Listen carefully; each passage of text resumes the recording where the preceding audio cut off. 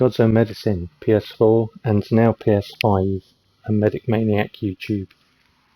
Greetings. So as you can see right here, when I said I'd be getting Gran Turismo 7 and a PlayStation 5, that happened. I've been playing Gran Turismo 7 on and off since launch, and as you probably be aware, a lot of people are very unhappy with the microtransactions.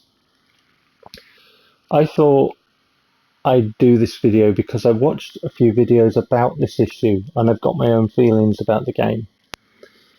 And I haven't seen anybody, I haven't watched all the videos, that take a long time. I watched a few. But nobody's talked about it from a gameplay perspective, as in what it actually means for somebody who's invested in a game like this, who likes the level of customization that these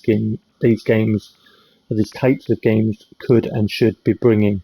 So a little short history here. I left Xbox 360 after Microsoft announced the Xbox One and their anti-gamer policy. On 360, I played Forza Motorsport, and I've been heavily invested in Forza Motorsport since the original Xbox. My favourite is 3, Forza Motorsport 3. Some people say it's 4. For me, that's the beginning of the decline of Forza Motorsport. I know it had a new lighting model. I know there was a lot of things about it that was good. I enjoyed it. I built some great cars on there. I had some great times on the community releasing my cars. I painted, I built, I tuned, I hot lapped, I raced. I did everything apart from drifting because I'm a racer. I'm not a drifter. So I've been waiting for a game that would deliver that kind of customization, that kind of experience for quite a long time. And I was hoping this would be it. And I decided not to play it on PlayStation 4, but to play it on PlayStation 5 as the new generation was here, and that would be the way to experience the game. The thing that I love about games like this is the level of customization.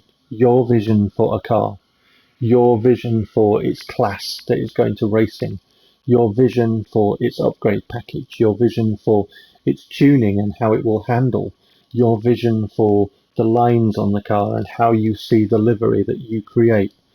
I did building, tuning and painting all to a reasonably high standard in Forza. I had some cars that were very well liked on the forums, some less so, but some that were really well liked.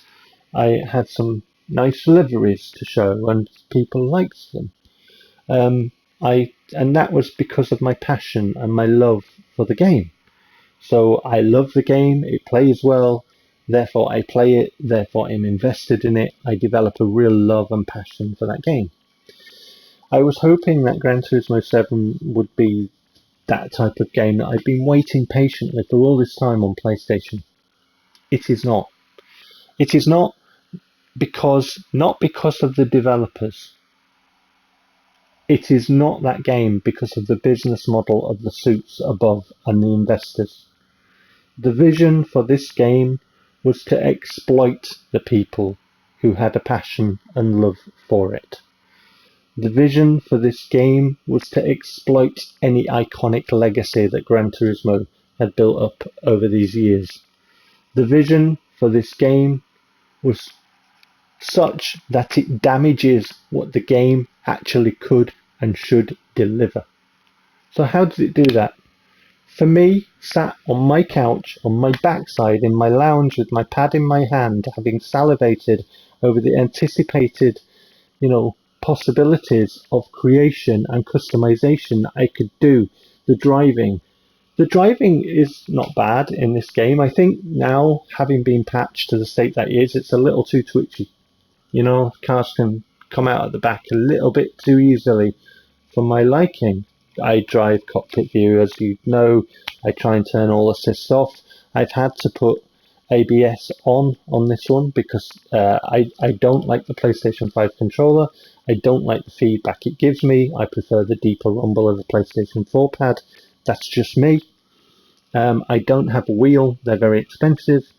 So ABS on at the moment for me. It depends, I suppose, what car I'm driving and what level of, like braking. And I haven't got into the tuning model of this game yet because I don't have the passion for it, because they've killed it. How have they killed it? So if I want a car, I'll have a vision for that car about what class I want to race that car in. And then I'll come here to the wrongly named tuning shop, which should be the upgrade shop, because tuning's different. Tuning's about how much camber you're putting, your gear ratios. It's about your suspension, ride height, and all that. This is the upgrade shop. And there are upgrades that I can buy, and I can buy different levels of upgrades. So here we're on sports. So these are the basic ones. We go to club, and then like for flywheels, there are different grades of flywheels or differentials or whatever. There are some upgrades that I can buy that I can change. So I just buy different ones and then I can change them, as per trying to meet the points criteria for the build and the vision that I want.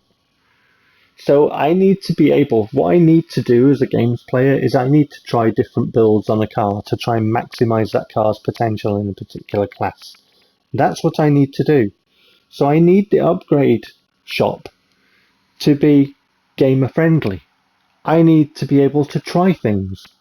So for example here, a try before you buy option would have been much appreciated. Or an ability to sell any parts purchased back to the shop so I can try something else would be greatly appreciated. But here I don't get that option. So once I've clicked on I'll buy this item, then there's no way for me to sell it or get it off my car unless, like weight reduction, I pay extra to get it removed from the car so I can start again. So let's say I go to a part that I can't change, that I have to pay to get removed, like weight reduction, and it takes me slightly over my PI point that I want to meet. Then my build is null and void and I have to pay extra credits. Let's say I want 3 or 4 builds of a car because I want to try it in a couple of classes. Let's say I want to try 600 points or 650 points, and I want to try and find out the best variant and what the car's more capable and more suited to. Then I have to buy multiple cars to try multiple builds so I can find the optimum ones and then go and tune them and paint them. And because of the microtransactions being added and patched in after reviews, and because they've nerfed the credits even more since via patches, it's become even more anti-gamer friendly for people like me who like that level of customization, who get their kicks from this. What are they thinking? If I wanted to play a racing game where this wasn't here, and there are plenty to choose from. But for me, my passion and the kicks that I get out of building a car that is my vision, that's the way that I built it. That's the way that God's Own Medicine built it. That's the way that God's Own Medicine tuned it. That's the way that God's Own Medicine painted it. That's the way that God's Own Medicine drives it. Those are the times that God's Own Medicine gets in a car that he built, tuned, painted all by himself. That level of customization I can't find in any other game. And they're taking it away from me because they're making it so that I can't have that fun. Because the suits, not the devs, the suits and the business model was to extort, to exploit the people who had that passion. Because they felt they could. Once you plugged your internet cable into your console, they thought that it was a one-way ticket to suck as much money out, to give, present as many options to suck as much money out of your wallet as possible. To them, I can say this: I show you the middle finger, because you're not getting any more money out of me. And what you have done is you have driven a wedge between me and the suits, me and your business model. And not just me, but gamers. Gamers did not come to buy this game for an opportunity to give you more cash. They came to buy this game for an escapism. And if you're doing your damage limitation and getting one of your devs to come out and say, well, it's just like a simulation of real life. We have real life for that shit. What we come to video games for is escapism from real life, and you damn well know it. Stop treating us like idiots and mugs, because we're a lot more intelligent than you think. So basically, my gripe is that they have built and structured this deliberately to be as anti-gamer friendly as possible. Some of these cars cost a hell of a lot of credits to buy, and then I might need to buy multiple versions to try multiple builds. If I go into my garage, I'll show you. So just on Change Car, I have 2 alphas here, right, that I've been working on. I've got 2 down here that I've been working on for the same class, but there's slight variations. And I, as a builder and a tuner and somebody who loves cars and loves games like this, I like to try and optimize my builds.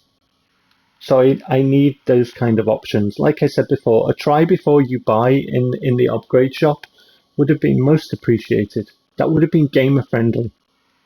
But you've built it deliberately to be exploitative. Now, can you imagine trying variations of builds in different classes on some of the cars that cost a lot more credits? Can you imagine that? How anti-gamer friendly is that?